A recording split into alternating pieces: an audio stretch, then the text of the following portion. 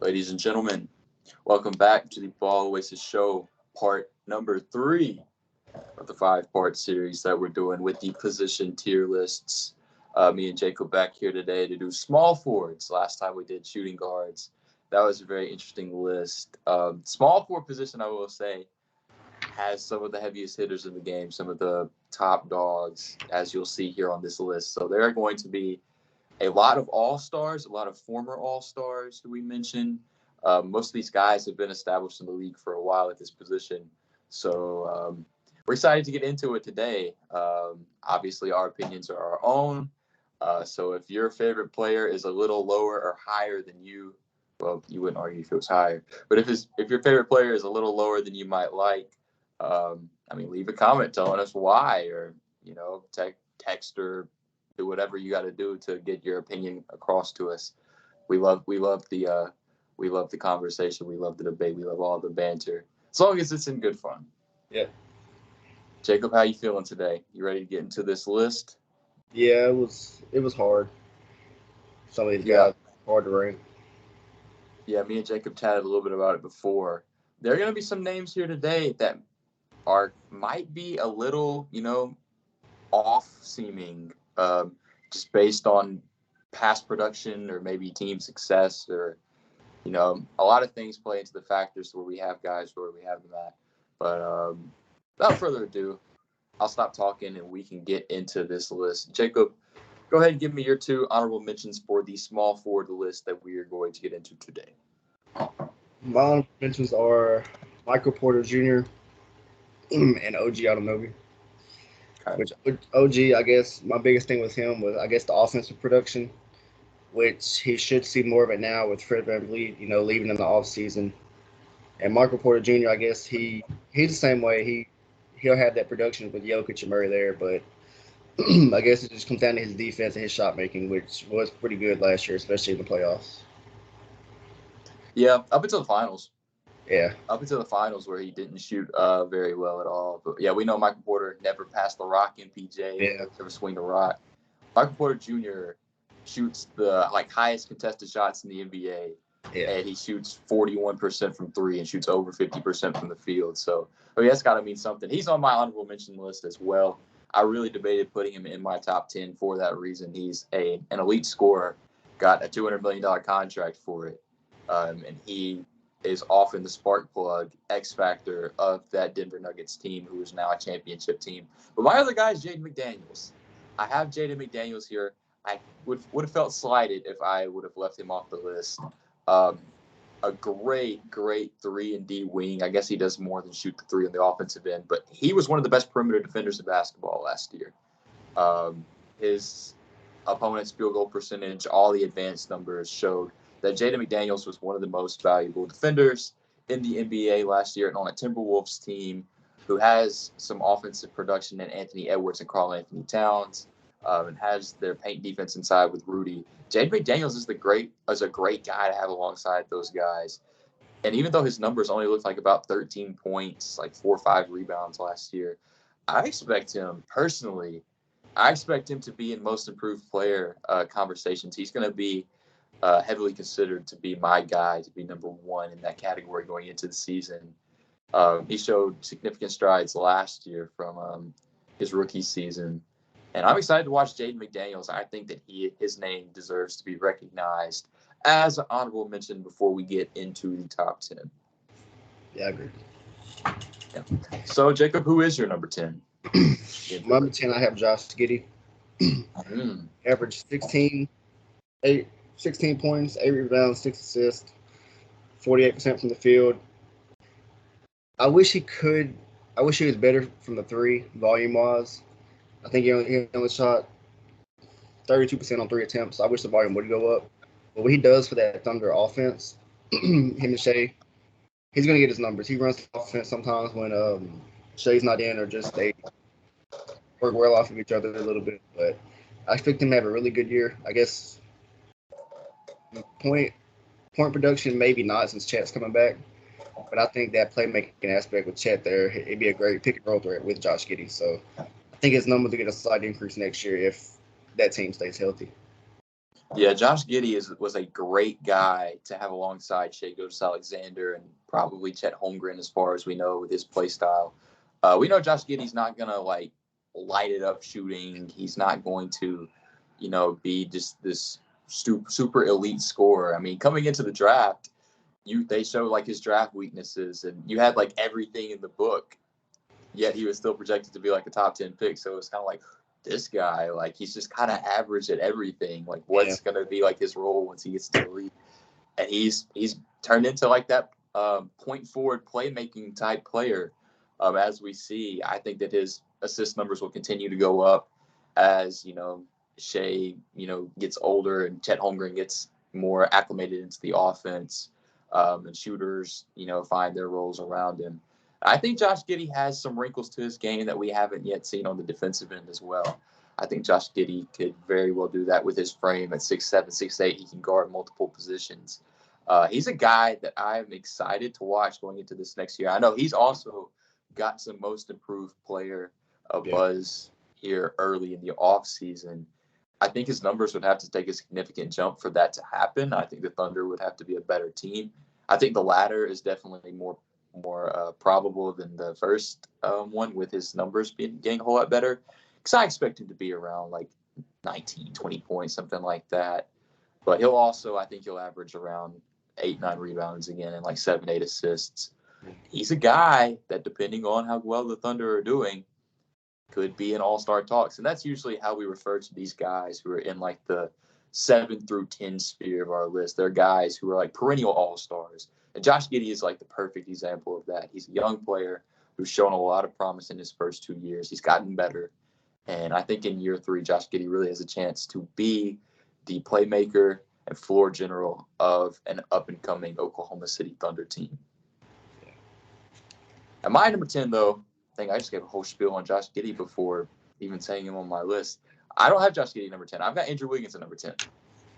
I've got Andrew Wiggins, 17 points, 5 rebounds, 2 assists last year, 47% from the field, 40% from 3 on 6 attempts. And we know Andrew Wiggins missed a large chunk of last season. So we didn't really get to see a whole lot of Andrew Wiggins at his best until the playoffs. And he provided some good perimeter defense in the playoff series against the Kings, and played all right basketball against the Lakers as well. But we could tell that he really didn't get fully acclimated back in that Warriors system last year like he had in the 2022 season. At his best, we know Andrew Wiggins is a great two-way player, all-star starter apparently. It's still crazy that happened, but Andrew Wiggins is definitely he's emerged from what we thought he was in Minnesota, where he kind of failed to live up to those ridiculously high expectations. He's carved out a role for himself as a secondary scorer, tertiary scorer, and he's also a solid perimeter defender alongside great players in Golden State. I think Andrew Wiggins, as long as he's healthy, will get back to some of those things. Maybe not an all-star starter, but the Warriors' success is heavily reliant on how well Andrew Wiggins is playing. So I think he's very important. I think he'll have a solid season. Yeah, I'll piggyback off that. He was my number 9. Like you said, the Warriors' success will come off of Andrew Wiggins. He's one of the more high level role player, or maybe lower tier all stars. We'll say, he started 2 years ago, but yeah, like I said, he did live up to expectations. So, but he did. I think he's trying a perfect role with Golden State, taking on the perimeter, defensive role. Just does. I'm trying to think of somebody to compare him to, but he's kind of like Kawhi Leonard, kind of like a Walmart lesser version of Kawhi Leonard, I like to say. Yeah, because he can score. He can score too when he wants to. But yeah, I think, like you said, he missed most of the year, which you can account some of that for them being such a low seed by their standards and other injuries. But I think he'll have a kind of a bounce back year. Like you said, I don't think it'll be an all-star year, but he'll have a bounce back year for sure. Yeah, I'm on the Andrew Wiggins train. I've always been on the Andrew Wiggins train. I think all of the expectations placed on him coming out of Kansas were very unfair. Obviously, he showed flashes that he could be great, but I think that if you really watched him, you knew that this was more of his role of kind of a secondary off-ball player who was going to give you good defense. And I think at his best, he does both of those things really, really well. And that's all you need him to do. I've got Josh Giddey at number 9. I said basically all I need to say about Josh Giddey. Great, well-rounded player for the Thunder. He's going to be a great playmaker. Has the potential to be a good defender on a Thunder team that's up and coming. That's basically the spiel I gave about Josh Giddey, and that's what I'll say here. I'll go ahead and get to my number 8, though. This guy underperformed last season, and he was injured a lot of last year too, but he underperformed, and his team underperformed with the playoffs. I've got Chris Middleton here at number 8. Only scored 15 points per game last season, 4 rebounds, 5 assists, and shot very inefficiently. 44% from the field and 32% from 3. For a guy, Chris Middleton, who we had become accustomed to being like a close to 50, 40, 90 guy, those splits are very, very uncharacteristic of the Chris Middleton that we know. Like I said, obviously injuries played a large part in that. So I think health is the name of the game for Chris Middleton. As long as he comes back into this season healthy, he's got that contract extension. So he's got that under his belt as well. He can get back to, just playing the basketball that he played alongside Giannis when they were at their best, winning the 2021 finals. And I think if you get that version or anything similar to that version of Chris Middleton, that you're going to see him be an all-star. He will be an all-star lock. I think efficiency is the name of the game for Chris Middleton. As long as he gets back up to kind of where he's sat at his entire career, he will be all right. Chris Middleton is like the moniker of consistency. He's going to be solid for you every night. That's what you come to expect from Chris Middleton. And I think he gets back to that this season. I think he'll be good. Yeah, Chris Middleton was my number 8. Like you said, he missed, I think he only played 33 games last year, and he came off the bench for some of them. Yeah, health was the biggest thing. It felt weird putting him this low, but I guess it is the health factor. He didn't play much last year, not efficient. His numbers were down. I expect it to be better this upcoming year if he's healthy, but I don't know. He is kind of up there in the age, so I don't know if he could get back to that form he was at a few years ago, especially when they went to the finals and won. But like you said, he's an all-star level player, especially when he has his numbers up like he has before. But I guess I just have to see it how he plays, coming off of injury, and I guess how he's had a full offseason rehab. Kind of how he plays next year, just health-wise. Yeah.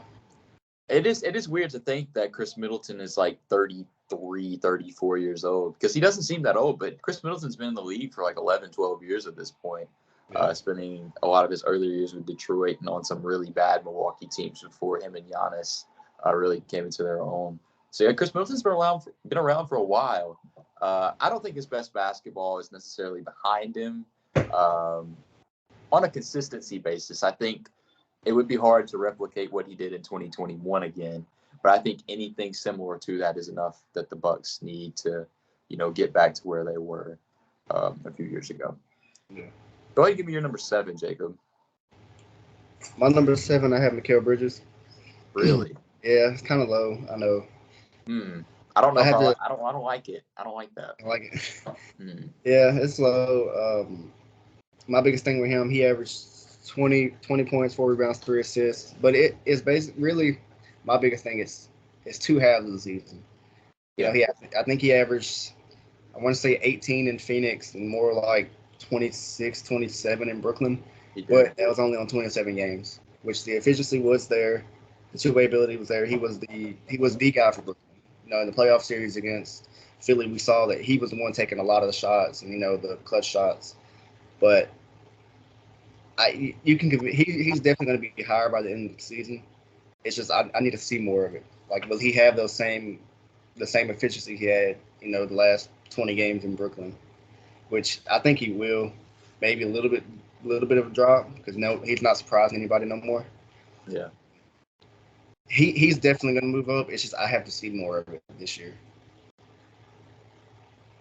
I don't like Mikal being this low, man. I just don't like it. I'm a big Mikal guy though.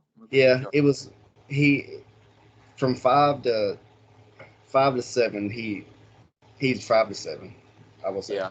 I was debating. I'll save my little spiel on Mikal because I've got him a little bit higher.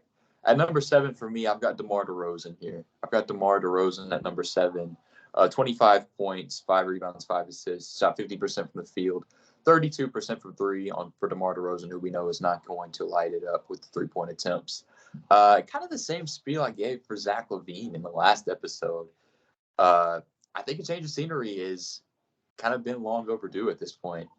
You know, we saw the Vooch quote come out a couple of days ago that this is basically the last time around for the Bulls. And the dumbest man in the world could have told you that. Should have been sure. Yeah. They I think that this version of the team has definitely run its course, especially with the unfortunate injury of Lonzo Ball. This team is not good. They're just not good. Enough Bulls talk, though. DeMar DeRozan, we've seen him have some really good moments. We've seen him make All-NBA second team within the past 2 years. He puts up his numbers. You know, he does his thing.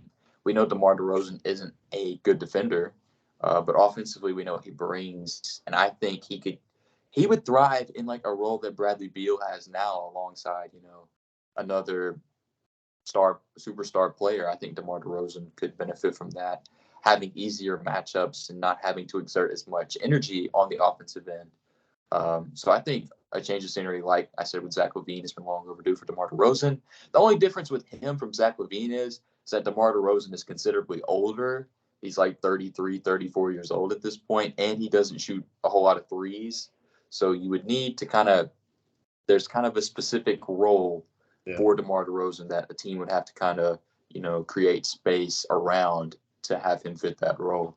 So it's a little harder to, you know, plug him in on another team. But I think he does need to get out of Chicago. I think it's time for that organization to rebuild. And I think DeMar DeRozan would benefit from that as well. But I've got him at number 7. I think he'll be solid. I think he'll put up around the same numbers. And yeah. Yeah, DeMar is my number 6. He, like you say, averaged about 24, 5 and 5. Like you said, it's just the Bulls. So, like, the numbers, like I said, Mikal, he could definitely be above DeMar this season. I expect him to by the end of the season, especially if the Bulls blow it up, which I doubt it. But if they blow it up toward the deadline, we don't know what kind of role DeMar get put in.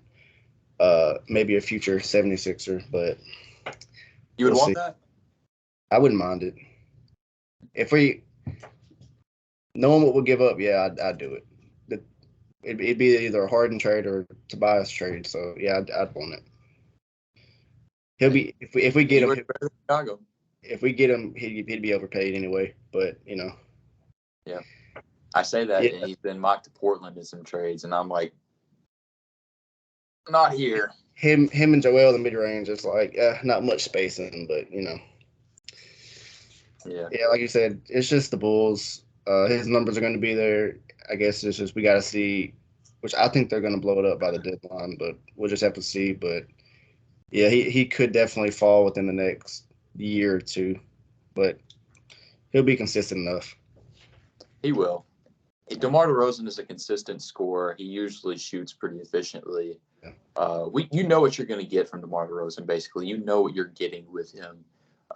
Obviously, he has some things to be desired, but you know what you're getting with DeMar DeRozan.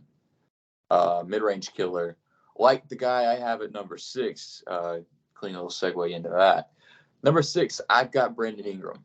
Brandon Ingram is my number 6 guy. Yeah, Mikal's higher than Brandon Ingram. He is. Mikal is higher on my list than Brandon Ingram. 25 points, 6 rebounds, 6 assists last season for Brandon Ingram. Shot efficiently, 48% from the field, 39% from three on not very many attempts, only about 3.5 a game. I think kind of what's turned me off from Brandon Ingram from putting him higher is a little bit of what we've seen at FIBA.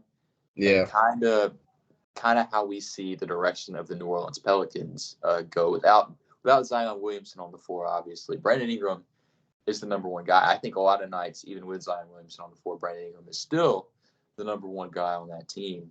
And we know Brandon Ingram's a guy who can score the ball. But I think at this point of his career, Brandon Ingram's been in the league for like 7 to 8 years at this point. I kind of expected him to have a similar career path to like Jason Tatum. I thought Brandon Ingram was on the path to like being an all-star starter, like all NBA type guy. And I guess I guess that's expectation, and I don't really want to hold a player's, face value to what expectations have said. But Brandon Ingram is just built. He's built for. He's got all the tools to be such a great player. Yeah. And he's still really good. He's still really, really good. But I just feel like there's another level that Brandon Ingram can tap into. And I don't think that he's had super great pieces surrounding him early on in his career, at least not consistent ones. Guys have been traded and drafted. So he hasn't really been a part of a stable core until really now. So I think this is a proving year for Brandon Ingram. I think that this is a year where Zion is going to come into it healthy. You've got CJ. You've got another leader in the backcourt with you. You've got a guy who's been in some high leverage moments. You got Valanciunas. You've got some solid role players. I think this is the year. I think this is Brandon Ingram's prove it year.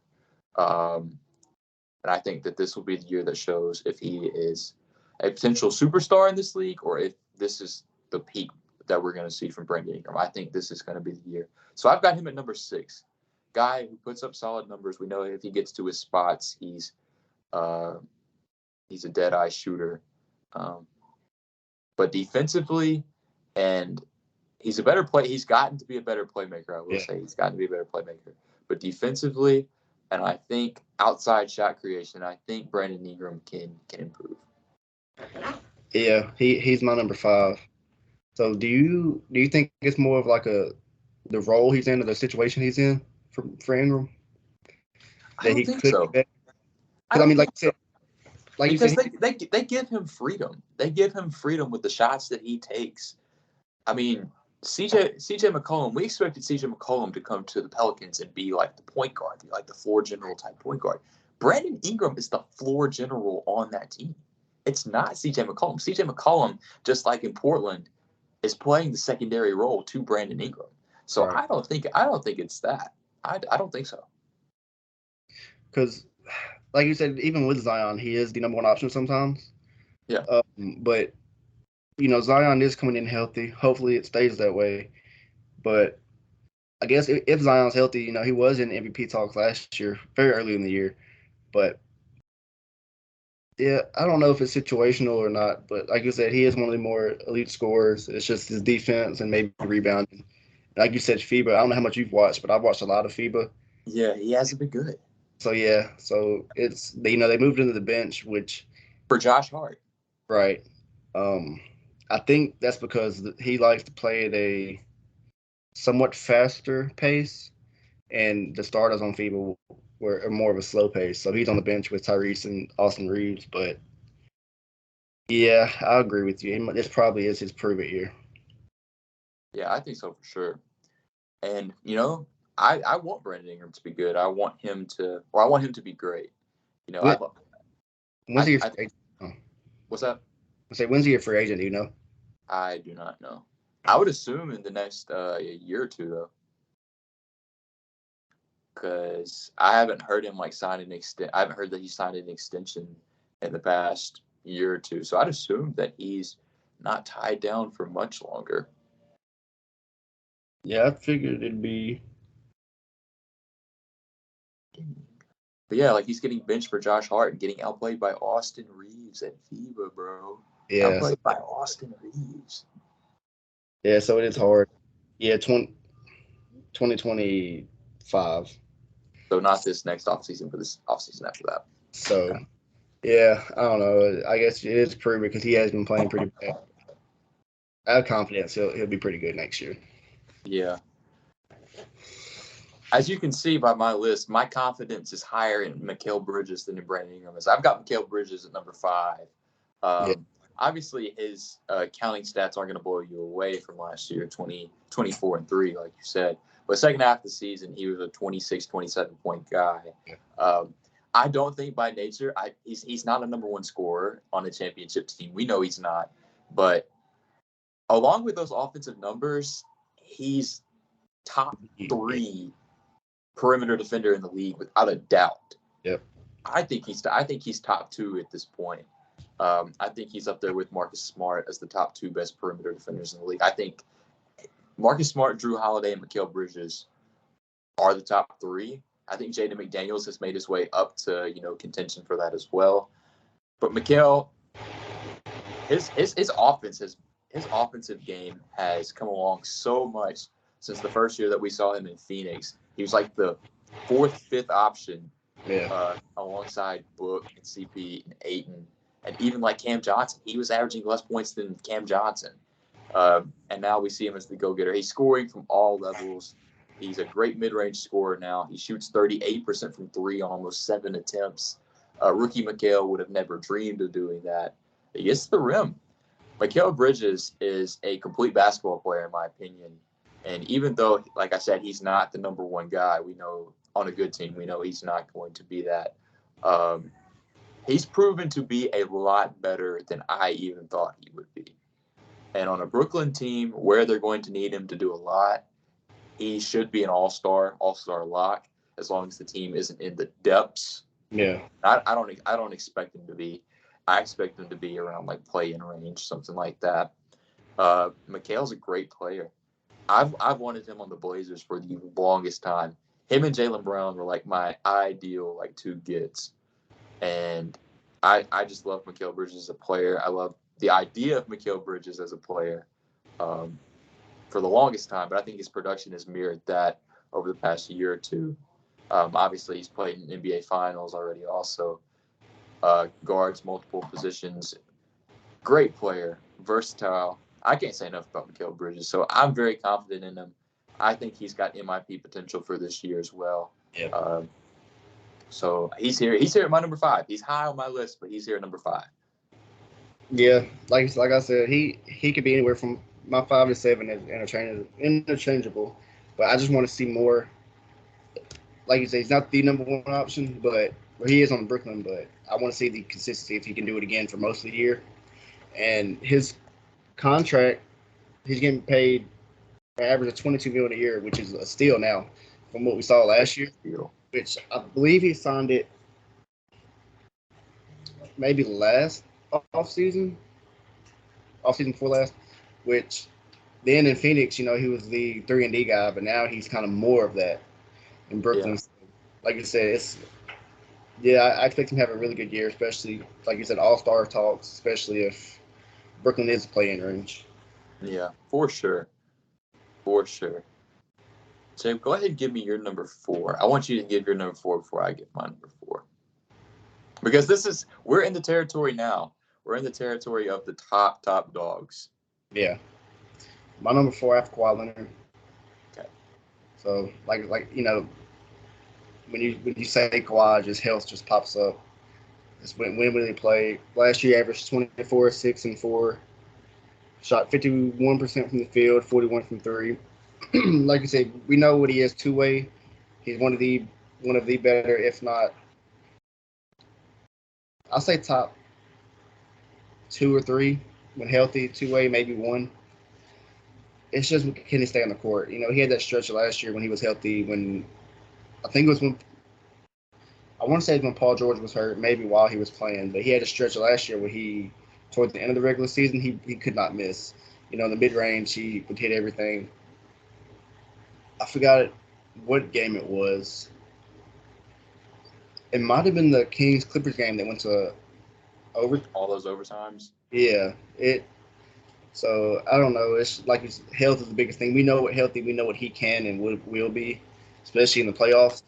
But it's just his health, because you could argue the Clippers had a decent chance against Phoenix in playoffs while he was healthy. He didn't I think he only played game 1. He had a good game 1. It's just how long will he play? How long can he make it through the season? Yeah. No, I was so confident in playoff Kawhi Leonard when he was playing against the Suns. I had that series going to 7 games. Yeah, I think I had 6 or 7. Yeah, I had that series going into 7 games going into it because I believe that much in Kawhi Leonard. I still do. I still really do. So much as to say he's not my number 4. He's not my number 4 guy. as crazy as it sounds, I've got Jimmy Butler at number 4. Man. Just to give some counting stats, regular season counting stats for Jimmy Butler aren't going to blow you away. We know 23, 6, and 5, 54 from the floor, 35 from 3.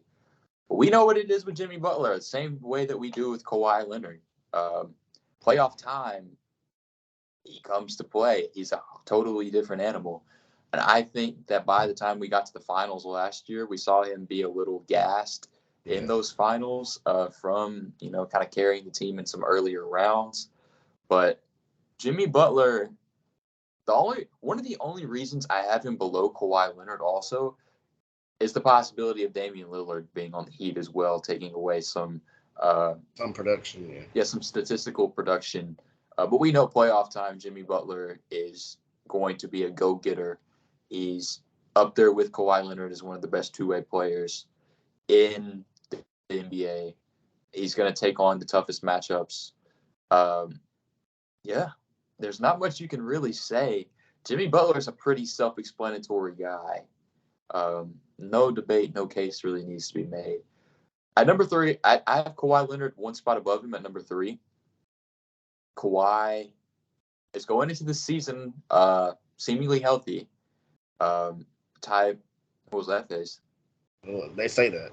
We'll see. Yeah, they say that. Ty Lue is saying that PG and Kawhi are going to see the floor more this regular season. You can make that face again if you want. I don't think I see it. I got to see it. Yeah. But I just can't help knowing who Kawhi Leonard is at his best. Right. 2-time Finals MVP. Super realistically in debates for being the best player in the world.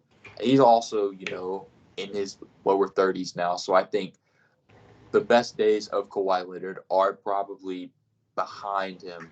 But he's still a really, really, really, really good player when he's at his best. He's become a really, really efficient offensive player, shot 51% from the floor, over 42% from 3 for Kawhi Leonard. If you told me in 2014, Kawhi Leonard is shooting over 42% from 3, I would think he's the best player in the NBA. But as you said, we know what the name of the game is with Kawhi Leonard. It's his health. It's can he stay on the floor? Will he be there in the postseason? Unlike he is usually in the regular season. But I just can't help but think about peak Kawhi Leonard and what he is at his best. At his best, he is realistically a contender to be number 1 on this list. Yeah. Like you said, it's the health. I hate to ask it now, but is this the last year with Kawhi in LA? Or the Kawhi PG in LA? I think so. I think it's kind of an elephant in the room type of thing, and they don't want to talk about it. But I think so. I think it is because Paul George is a free agent, I believe. This month, we'll get into. I know we'll get into it later on in the offseason, the standings and everything. Yeah. But I believe he's extension eligible now, and I think Paul George is in September, maybe October. But yeah, like you said, I guess the health thing. If they get hurt this year around the playoffs, yeah, I think it's the last year. That's why, with the James Harden trade rumors, you should. I know it'll hurt you. It hurt their future, but just go for it. If you know this is the last year, just go all in. I as well. But they could. I think the Clippers can offer them the most money, so I guess we'll see if it lasts any longer. Yeah. But with my number 3, I have Jimmy Butler. Like you said, he doesn't care about the regular season enough, which it's well known he doesn't. But around the playoffs, we know what he does. I believe he's been in the Eastern Conference Finals 3 of the last 4 years, and the Finals 2 of the last 4. But like you said, he's gonna take the perimeter. He's going to be the guy on defense for them on the perimeter. I guess the Dame situation his numbers could go down. If Dame ever goes to Miami, the way it's looking, he won't. You know what I think about it. Yeah. So and like I haven't heard anything, which Nikola Jovic has played good in FIBA, so I have might been watching. I have been peeping. might be building his value up. So we'll see. You know, he's gonna still. I think even with Dame, well, I won't say that. Him and Dame will be the two guys at the end of the games. But yeah, like you say, it's just he doesn't care. His numbers won't pop. He doesn't care about the regular season enough. Yeah. Self-explanatory with those two guys, really. Pretty much everybody watching this knows what the deal is with those two players. I was kind of interested that you had Jimmy Butler at number 3. I kind of expected you to maybe have him at number 2, just to throw a little wrinkle. Did you even consider it? Yes, I did. But I have LeBron at 2. I have LeBron at 2 also. So it's, in my opinion, he averaged 29 at 38 years old. He averaged 29, 8 and 7. 50% from the field on 22 attempts, 32 from 3. We know when he's healthy and playing, we know what he will do and can do. I don't expect him. He might slow down a little this year. They might try to save him for the playoffs, especially bringing in guys like Gabe Vincent, Austin Reeves. I think Austin Reeves, watching FIBA, he could have a bigger role, which I think he will offensively, just to kind of preserve LeBron because, last year LeBron there was some games where he had to score 40 for them to win. Right. And, it was do or die for them for most of the year, getting off to, I think, the 2-10 start. It's when will Father Time catch up to him? That's really all it is. Which if you told me, no, I won't say that.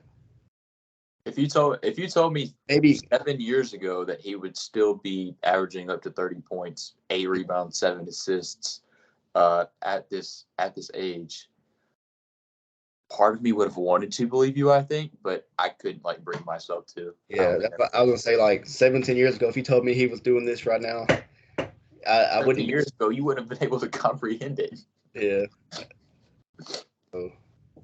It's insane though. It's insane that he's still doing what he's doing, and that we're even considering him, because I considered still putting him number 1 on my list. Yeah, I think 1 through 3, I considered. Yeah, really, I almost put him at 1, but it was like you said. I don't know if you told me this a long time ago, I wouldn't. I'd believe it, but I wouldn't believe it. It'd be hard for me to believe it, but we'll see if it slows down. I don't know if Anthony Davis stays healthy.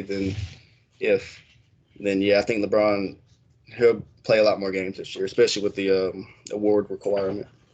Yeah, I wouldn't be any type of mad at LeBron if he chose to go out on top. If say they win a ring in the next 3 years or something, even if he has some ball left that he could play, I think if he accomplished playing with his son, win another ring.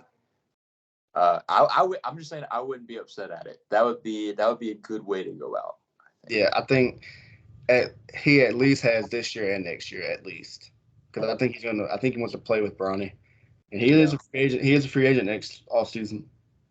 So I guess whoever. I think he's a Laker. I think he's a Laker until the very, very end when he might go back to Cleveland. Really?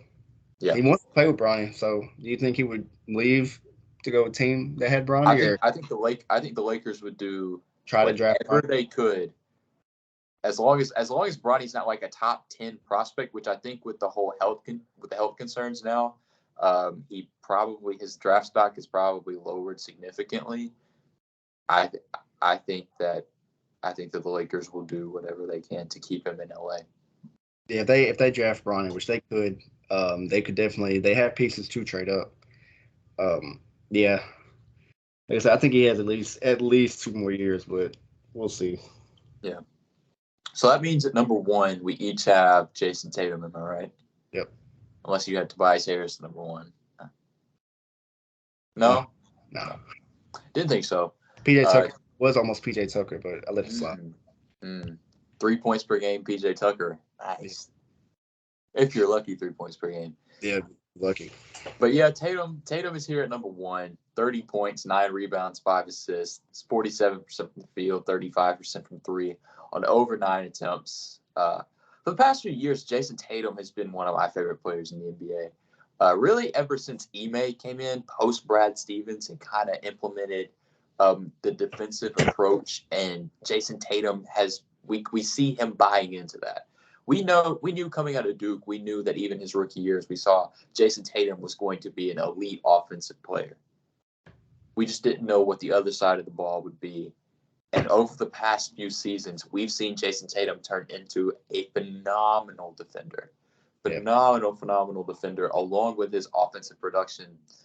I think he's a top 5 player in basketball. I think he's around that 5'6" range. At his best, he's an MVP candidate. I think his numbers were definitely good enough to be an MVP candidate this past season. Was he in the top 3? No, he wasn't. He wasn't in the top 3. Which is great. Which is crazy that he wasn't in the top 3. He was 4, I think. He was number 4. Yeah. But Jason Tatum, two-way, just outstanding player. He's been in the highest leverage moments at this point of his career. He has shown a tendency to kind of falter in some of those high leverage moments, though. Specifically, like Game 7 against Miami, although he had the ankle injury. Then you think about the final series against Golden State, but we know who Jason Tatum is as a player. He's going to be a first-team All-NBA player, most likely throughout the next few seasons. Yeah. He was easy to put at number 1 on my list. I said I considered LeBron, but Jason Tatum, it was always Jason Tatum at number 1 for me. Yeah, I consider LeBron, but like you said, he had a great regular season, great playoffs besides, couple games in the Miami series and Philly series. But he took over at the end of the Philly series, so yeah, he I think he'll be All NBA. Well, it's positionless, but I still think he'll get it. Not much to say. You covered it all, but I expect him to be in the MVP talks this year, especially if they're top of the East. Yeah, which you would expect him to be. Yeah, at least close to it. Yeah, around top 5, like you said. I think he's in that 5 to 7, 5 to 6 range of best players in the league. Yeah, Jason Tatum has become one of my favorite players to watch in the league. For sure. That's the small forward list, though. I like the variance. I like the variance of it. Power forward, already looking forward to that. It's going to be a nightmare to try to do, looking at some of the guys who are on that list.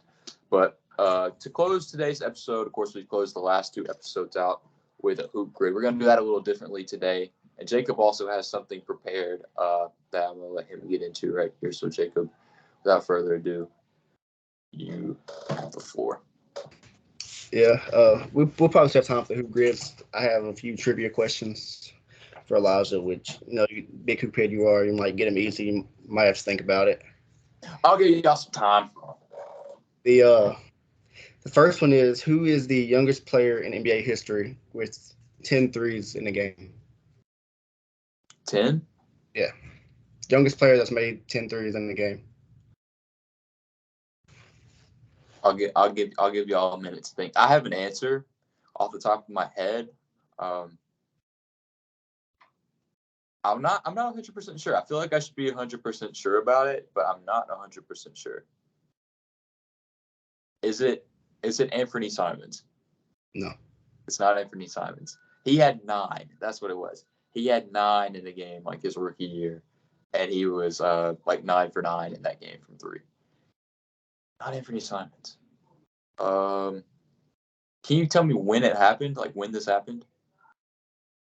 I believe 2021. I believe it was in December 2021. So fairly recent. So you know this player, yeah. Has this player? Let me ask this: has this player ever been in the 3-point contest that you know of? No, I don't think he has. Really? He's a young guy. I don't know, man. I'm blanking. I expected to know this. I'm blanking. I'll give one more guess. It's not. It's not like Luke Kennard, is it? Mm-mm. Let me give you the conference. Yeah, He's in the West. in the West.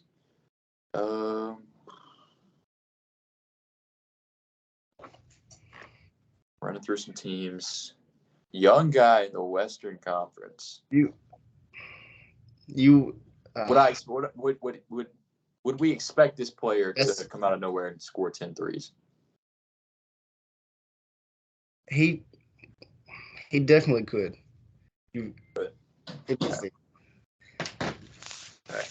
It's like, I don't want to say you would expect it, but you wouldn't be surprised if it happened. Is it Jordan Poole? No. Not Jordan Poole. Well, he's not in the West anymore. Man, this is harder than I imagined it would be. Does he play for the Sacramento Kings? No.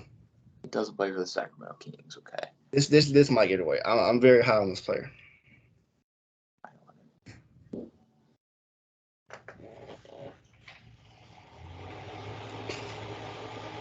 It wasn't Anthony Edwards, was it? It was. It was Ant. Wow. Yeah, the other Ant, yeah. I don't remember that. I don't remember that game. I want to say it was December 15th, 2021. I wouldn't have guessed it either. I wouldn't have expected it, but wow. Yeah, that caught me totally off guard. I thought it would be Simons for sure, knowing the burner that he's got. Oh, I thought it might be like Buddy Hield or somebody. Yeah. But I do have one more. You should get to this one fairly quickly. Who has the fastest triple-double in NBA history? And how long do you think it? Like in a game, like who got it the quickest? Yeah. I remember in the playoffs like 2 years ago, Giannis was really, really close to getting one really quickly. Is it Giannis? No. Not Giannis. I don't know if it counts the playoffs, but I mean, obviously, when you think about triple double, you think about Russell Westbrook. So, could it be Russell Westbrook? Not Russell Westbrook. I say it happened this year, but I'm not 100% sure. This year. I'm gonna look it up and see. Luka gets numbers pretty quick. Was it Luka? Mm-mm. Not Luka. Fastest triple double. It was. I believe it was this year. So this player is doing a lot of dishing and rebounding. Is what I'm thinking about. Okay. Is it someone you would expect? Like okay. Someone you would expect. I mean, Jokic? Yeah. Yeah. How long did it take him, do you know? Around? I think I do remember, like, he had it before halftime. Did he have it before halftime? He did. Was it like a quarter and a half? It took him 14 minutes and 33 seconds. Around 15 minutes. I believe it was in February this year. But I think he had 16, 11, and 12. So, yeah, that's I don't know. Interesting little tidbits. These are things that I've forgotten. I've forgotten these little nuances. So you stunned me twice. Congratulations, you stunned me twice. Payback.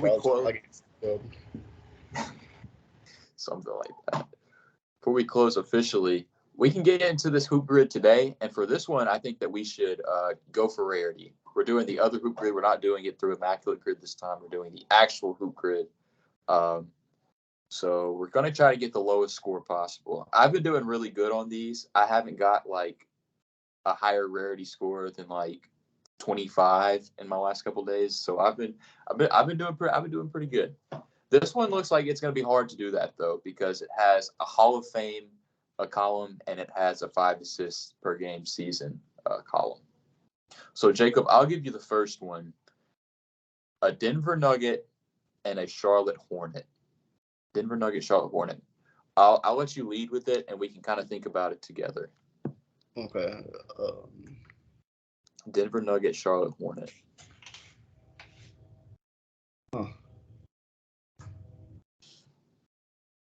trying to think if there are any current players. Kind of lost on former players. Ish Smith has played for the Hornets, I know, but he's bound to be high. Let me put him in. Oh, he's definitely high. Yeah, Ish Smith is always at least like a bronze.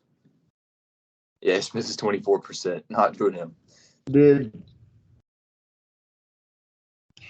I know another name. Say, did Mason Plumlee play on Denver? Mason Plumlee did, yeah, but he's bound to be high too. Yeah, Mason Plumlee is 21%.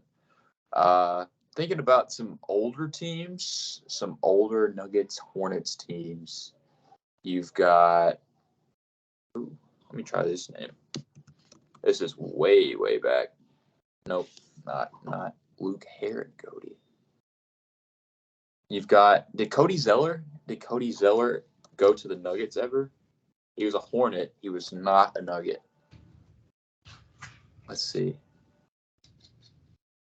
We gotta at least get like bronzes and silvers on these to be like solid. Denver and the Hornets. Yeah. I'm doing like a solo video on the Hornets right now too. So I know players, but I don't know if they've ever played for Denver. Like Frank Kaminsky. Frank Kaminsky has never played for Denver. Has Jeremy Lamb ever played for Denver? Let's find out. No, he is not. What about I don't know, Ken Bazemore? Ken Bazemore. I don't know if he's ever played for. He might have played for either of them. I think Ken Bazemore's played for the Hornets. He hasn't played for Denver. I'm pretty sure. I'm thinking way back with this one. I'm thinking like Randy Foye. He played for Denver. I know. Not a Hornet though. Was it Aaron Aflalo? No. Man, this is a tough category. What about Marvin Williams? Marvin Williams was on Charlotte a few years ago. Not Marvin Williams. Newer name. I'm gonna try one more newer name. PJ Dozier. Not PJ Dozier. Yeah, this is a tough one. I'm not like settling for like a 21%. That's awful. That's terrible. You want to come back to it? Yeah, we can come back to this one. Hornets and the Clippers. Hornets and the Clippers. I know one off top. Who is it? Mason Plumlee. Mason Plumlee? Yeah. Mason Plumlee for this one is, well, I got to take him out of the other one. Addition. Mason Plumlee for this one is. Probably high. Get out of here. If I could get him out of this other square, good grief. Mason, get out of the square, bro.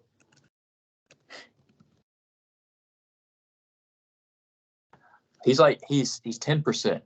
I think I've got a better one for this one off top. What about Montrezl Harrell? Montrezl Harrell has played for both. Yeah. Yeah, Montrezl Harrell is 6%. That's all right. Yeah. I've got a few names I can throw in this one. I'm gonna throw Marvin Williams in here again. Not Marvin Williams. Okay. Clippers and Hornets. Clippers and Hornets. Did Matt Barnes ever play for the Hornets? I don't think. Clippers, Hornets. I'm about to go grab my charger real quick. Be thinking about it because my phone's about to die. I'll be right back.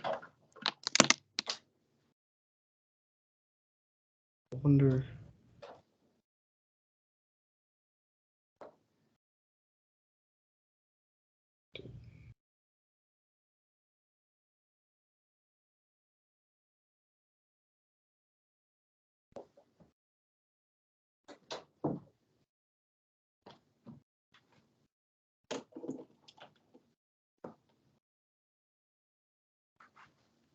All right, I'm back.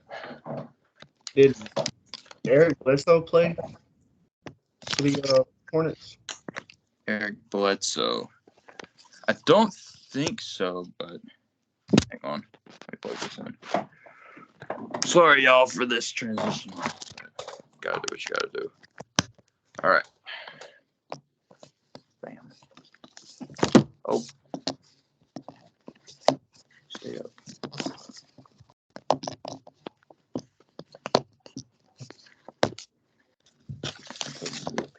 Trying to think of those older Clipper teams. Yeah. I'll put in Eric Bledsoe. Let's see, Eric Bledsoe. No. What about Eric Gordon? Did Eric Gordon ever play? No. Yeah, old Clipper teams. I've thrown out some end of the bench names. Ronnie Turiaf, Reggie Evans. What about Quincy AC, 2K legend? None of those guys fit. The Hornets are a tough team to do. The Hornets are a really tough team to do. Newer Hornets, though. The Hornets have been, like, all right for the past. Well, not all right, but Terry Rozier hasn't. Terry Rozier, no. He's just a Celtic Hornet. This is not going as well as I wanted it to. We can come back to this one, too. We can come back to this one towards the end. Hornet, Utah Jazz. Hornet is the column with all the teams. Hornet, Utah Jazz guy. Obviously, you think Gordon Hayward. You think Gordon Hayward off the top.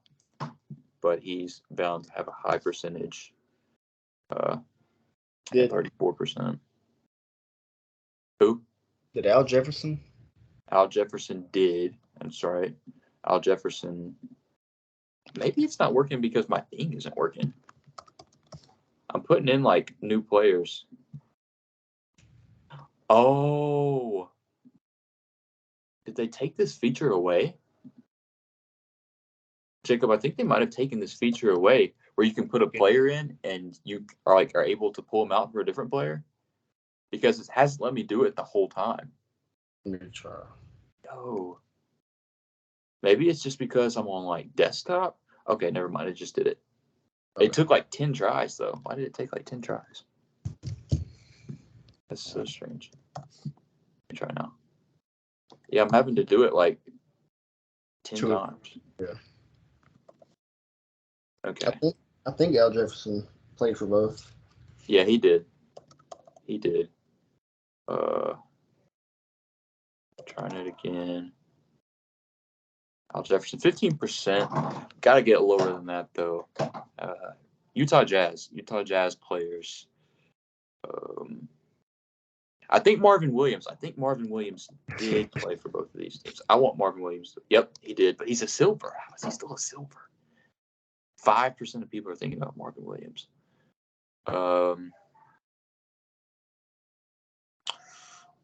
Let's go way, way back. Let's go back to Jeff Taylor. Jeffrey Taylor, I guess, would be his name. Nope. Okay. On to the next. Okay. I'm just thinking about old Hornets players. Michael Kidd-Gilchrist. The only other team I can think of him playing for is, like, Dallas. Yeah, as far as the older Hornets teams are blinking on. I barely watched them. Yeah. Okay. I think Adam Morrison might have went to the Nuggets.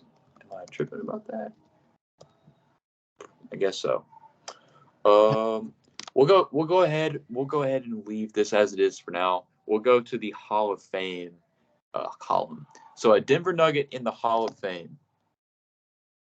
We've got some older names that I can throw you. Got, like, Alex English. Yeah, that's what I was thinking. You've got Alex English, who's going to be 21%. You've got, what about Michael Thompson, Klay Thompson's father? Michael Thompson is, or David Thompson. I'm thinking about David Thompson. That's not Klay Thompson's father. 73-point game, though. He's a bronze. He's 11%. But I'm thinking about Dan Issel to go way, way back. Dan Issel's also 11%. That does not make me happy. Chauncey Billups. Chauncey Billups was on Denver. Pretty sure he's a Hall of Famer.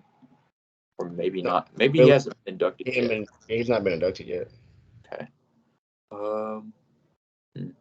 Has Dikembe been inducted? I'm pretty sure he has. I think so. Yeah, Dikembe has been inducted, but he's high up on the list. Okay. We might have to rock out with. Do you have any names you can think of from Denver Nuggets history? The only one I thought of was Alex English. Yeah. What about Fat Lever? I doubt he's there. He might be. Fat Lever. He's not a Hall of Famer, I don't think. Nope, he's not. I'm gonna keep David Thompson here. David Thompson was the lowest score that we had, and I guess we can move on to the next one, which is a Clipper Hall of Famer, which is almost even harder. Clipper Hall of Famer. You've got what's bro's name? Rick Barry or Brent Barry? I don't think they've been in the Hall of Fame. You got Bob McAdoo. Bob McAdoo did 24%. But what about Michael Ray Richardson? I believe he was a Clipper. Or I might be wrong about that. Michael Ray Richardson was not a Clipper apparently, or he's not in the Hall of Fame. Okay. Bill Walton. Bill Walton was a Clipper, I believe. Yeah, Bill Walton's 11%. Not terrible. Yeah. Any guards? Jamal Crawford hasn't been inducted yet, of course. Let me think.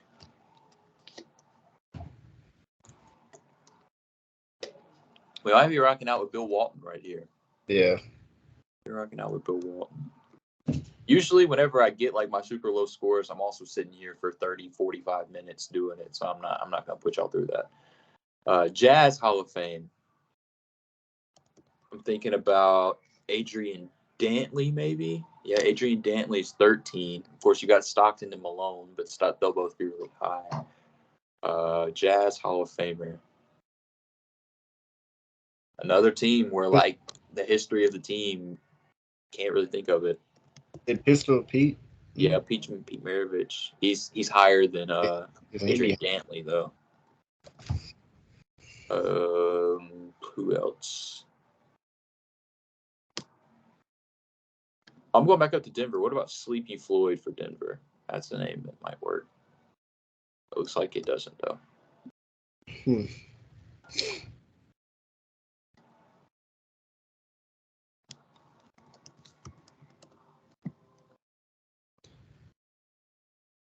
The Hall of Fame is weird. It's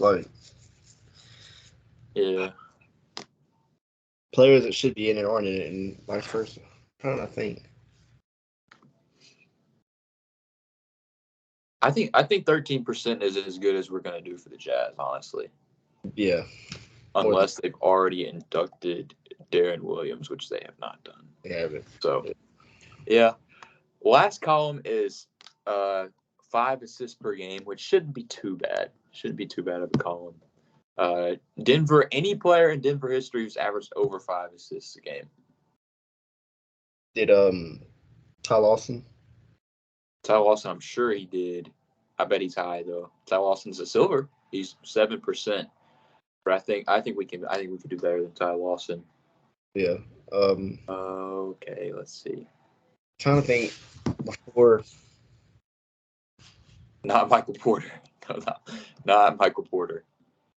Aaron Gordon did not. Did Thinking about a Denver kind of backup point guard. Austin Rivers played for Denver. Did Austin Rivers ever? Austin Rivers did not on Denver.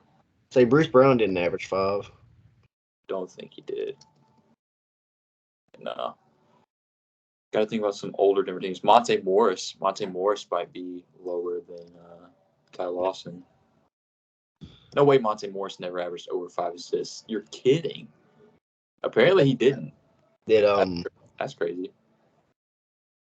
It's a joke between us. Did Point Nurkic ever average 5? There's no way. There's literally no way. No, he didn't. He's never done that on Portland, I don't think. Ty Lawson's not bad here. But so that's Ty Lawson. I'm trying to think of some other guards. Would Chauncey be higher? I don't think Aaron Brooks ever played for Denver.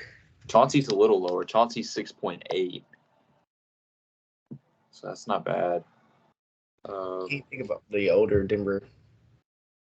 Who was the guard when Melo was there? Was it Ty Lawson? It was Chauncey Billups. It was Chauncey Billups and like Allen Iverson. Yeah. Mm-hmm. What about this guy? No. I think that's about as good as we'll do for now. We can maybe come back to it at an instant. I guess I can go with one of these older guys like Fat Lever, who I know has. He's higher than Chauncey Billups even. So I guess we'll just roll with Chauncey. Clipper 5 assists per game. This episode's running long, so everybody's probably clicked off at that point. But we gotta get this done. There's a few Clippers that could do it. That could be there. Yeah. Obviously, you got the easy ones like Chris Paul and I guess Russell Westbrook did it. I don't think Eric Bledsoe ever did. That's what I was thinking. I think I've got one. Do you remember that one year? It was like 5 or 6 years ago that Milos Teodosic started for the Clippers. Yeah. But it looks like he's not it. Oh, I thought I just pulled one. But it doesn't appear like I did. I wonder I don't think he ever did, but did Lou Will ever average 5 assists for the Clippers? He did. Maybe.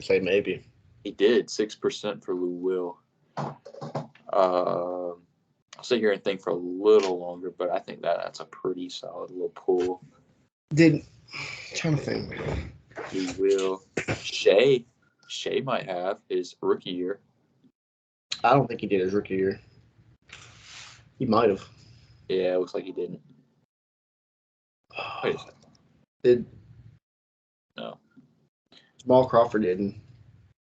No, I'm sure he didn't. Yeah, he didn't. Jamal Crawford. Any Clipper team prior to the Lob City Clippers, I'm really blank on. Yeah. I think we can roll with Lou at 6%. Before we get into this last square, we need to find a better player for Denver and Charlotte before we end on the Jazz 5 assists, because Ish Smith is 24%. So Denver and Charlotte, it's brain racking time. It's brain racking time. Who we put? I put Ish Smith there. I put Montrez in the Hornets Clippers one.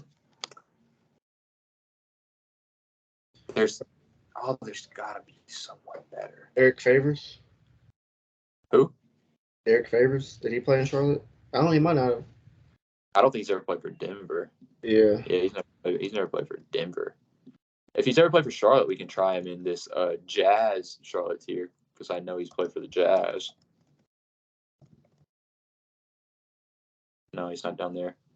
It just blanked out of my head. I'm completely blank on the before Kemba. Yeah, I mean, I told you. Okay, in this Hornets Clippers one, I'm gonna plug in Lance Stevenson here because I know he's played for both, and I'm gonna see if he's lower than Montrez. Yeah, Lance Stevenson's gold. He's 3%. So did we have Alex English in one of those boxes? Not anymore. No. Who we have for the 5 assists for Denver? Chauncey Billups. Do you think Alex English did 5? Hey, I'll put it in there. I'll try. I don't know how low it would be. He did. He is barely lower than Chauncey is. So, yeah, we can put him there. Chauncey's someone I know hasn't played for the Hornets. So, we got to get this square before we can finish this video. The Hornets are. They're like a black hole, dude.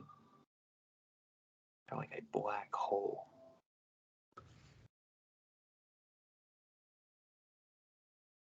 There's probably like the one person who's still watching this video, like screaming a name at me right now through the phone. I just don't know like any Hornets from. I don't want to use Ish Smith. I'm trying to think about the video I'm doing. What about like Steven Jackson? Did Steven Jackson ever play for the Nuggets? Steven Jackson. No. What about Gerald Wallace? I don't think so. Yeah, I don't think he did either. No, Gerald Wallace. What about Ramon Sessions? Did we say what's his name? What about Gerald Henderson? Dennis Smith never played for Denver. No, he didn't. Have you said Raymond Felton yet? I haven't put him in. This might work. Yeah, it does. Wow. I literally I ran through his name in my head too, because there's like a list of like 2010 point guards whose names I run through. That's and right. I was like, no, Raymond Felton's never played for them. That's right. But he totally has. I ran through Raymond Felton. I just started picturing different jerseys, and I was like, maybe. Yeah. 3% for Raymond Felton is great. So we can finally get to this last one of Jazz 5 assists, and immediately as we put in this name, it's going to end the grid. So we got to think about it before we put somebody in. I think we've had this one before on one of the Immaculate grids, because I remember doing I put in Mike Conley for this one, or like Darren Williams. Obviously, you have Mike Conley, you have Darren Williams, you have Ricky Rubio, who you could put. You got John Stockton, of course. I think Pistol Pete did it. Did Gordon? No, Gordon Hayward never. I doubt it. Donovan Mitchell, of course, may have. Do you want to? I think Gordon Hayward, but I don't. Gordon Hayward's going to be high. Yeah. What about Andre Kirilenko? Maybe. He might have. Kirilenko, AK-47. No, he hasn't. He is not. Yeah. I would be okay, because Rubio only played 1 year there. Yeah. So I don't know if too many people. He played like 1 or 2 years there. I don't know if too many people are thinking about Ricky Rubio. Yeah, he might have forgot about him. I'll put Ricky Rubio. Yeah, he's a silver. He's 7%. That's not bad. All that, not a great overall score. It's a 68 score, a rarity score. Way better than what we do on the other one though. But it's still better than 70% of grids, which is, that's a passing grade.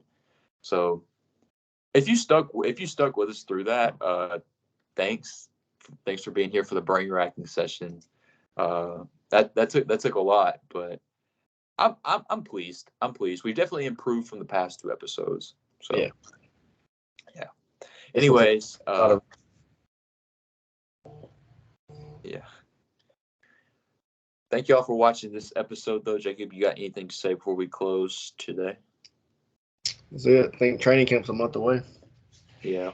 Getting closer and closer to the start of the season. We've got power forwards, we got centers, and then it will be time to get into some standings and award predictions. So excited to get back into all that good stuff. But if we got nothing else to say, we can sign out finally after all that. We'll see y'all next episode. Yeah.